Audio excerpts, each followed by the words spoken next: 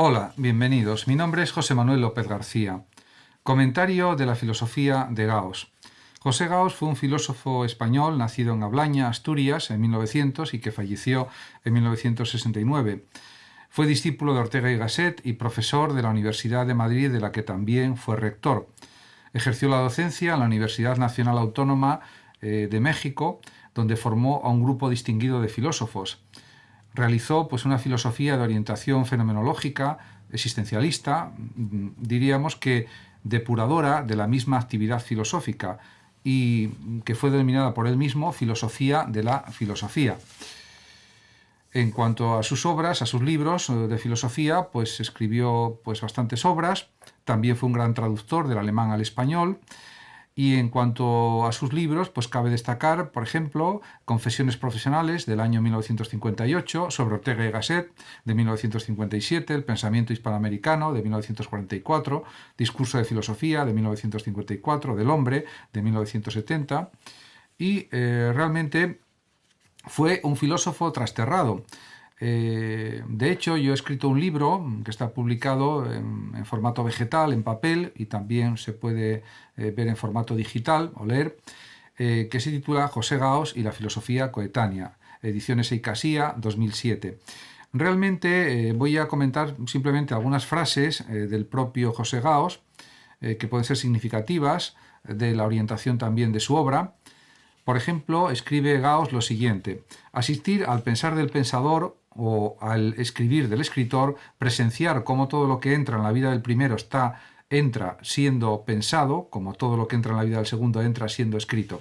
Efectivamente, diríamos que todos los pensadores tienen un proceso de trabajo, de desarrollo de sus obras, que muchas veces asistir a la gestación de las obras, de los libros, de los artículos, de la enseñanza de los distintos pensadores es una tarea realmente muy instructiva, es una tarea fascinante, podemos decir, y eso se observa claramente, diríamos, en cualquier filósofo. Cada pensador tiene su sistema, diríamos, de trabajo, de desarrollo de sus conceptos, de sus ideas, por supuesto. Otra cosa que escribe el propio José Gauss, otro fragmento de este libro, La filosofía de la filosofía, dice lo siguiente: pero el haber creído en la superioridad de la forma de filosofar que le era extraña no le impidió a Ortega filosofar con superioridad en la forma que le era propia. De hecho, el propio Ortega y Gasset, que fue maestro de José Gauss, dejó una biblioteca a su muerte impresionante de 20.000 libros. En relación con su biblioteca personal. Pero es que además de ser un gran lector, fue un gran profesor durante muchos años de metafísica, y además, por supuesto, tuvo su periodo de formación también en Alemania, en la que se interesó por el neocantismo, etc. Y en este sentido, él luego desarrolló una filosofía propia, Ortega y Gasset, que es el denominado ratio-vitalismo. También en otra obra de José Gauss, Gauss dice lo siguiente: hay en la filosofía dos partes, una parte que puede llamarse fenomenológica, por versar sobre los fenómenos inmanentes de este mundo, de esta vida, y una parte metafísica, la que se ha esforzado por saber sobre todo científicamente del más allá, de la otra vida, del otro mundo.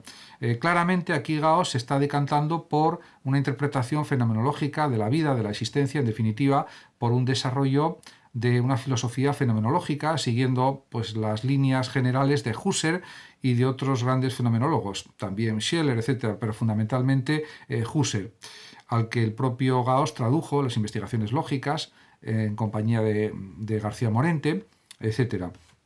Realmente, como se puede observar, José Gauss, como ya señalé al principio, fue un filósofo español que podemos llamar trasterrado en México después de la Guerra Civil Española, y obtuvo la nacionalidad mexicana en el año 1941. Murió el 10 de junio de 1969 a los 68 años de edad. El supervisor doctoral de la tesis de José Gauss fue el gran filósofo español Xavier Zubiri, que nació en 1898 y murió en 1983, que también dejó una grandísima obra, más de 20 tratados de metafísica importantísimos para la filosofía española e internacional, y podríamos decir que mundial también.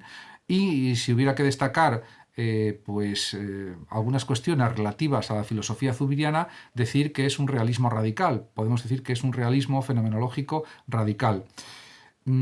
Por otra parte, cabe señalar que en la biblioteca del Instituto de Investigaciones Filosóficas de la UNAM de México se puede consultar el fondo documental que en su momento fue el archivo personal del propio José Gauss. En cuanto a algunas de las traducciones del alemán al español que realizó el propio Gauss, cabe destacar, por ejemplo, Scheler, El resentimiento de la moral, esta obra del año 1927, traducida. Otra traducción del propio José Gauss son las lecciones sobre la filosofía de la historia universal de Hegel, traducción realizada en el año 1928. Y, por ejemplo, como ya había citado, la gran obra Investigaciones lógicas de Husserl, que en colaboración con Manuel García Morente, tradujo también Gauss en el año 1929. Otra obra que se puede citar, traducida también del alemán al castellano por parte de Gauss, es La teoría del conocimiento de Hessen, etcétera, etcétera, etcétera. Diríamos que su labor filosófica y traductora fue realmente increíblemente, diríamos, satisfactoria. Dejó una serie de obras importantes, creó un grupo de discípulos en Latinoamérica, especialmente en México, donde residió muchos años, y por lo tanto es uno de los filósofos españoles a considerar como de los más importantes del siglo XX. Muchas gracias a todos por su atención y hasta mi próximo vídeo. Saludos a todos, saludos también a los oyentes de Radio Sofando y Hablando de Filosofía de México, que sé que me siguen y me escuchan, etc. Hasta siempre.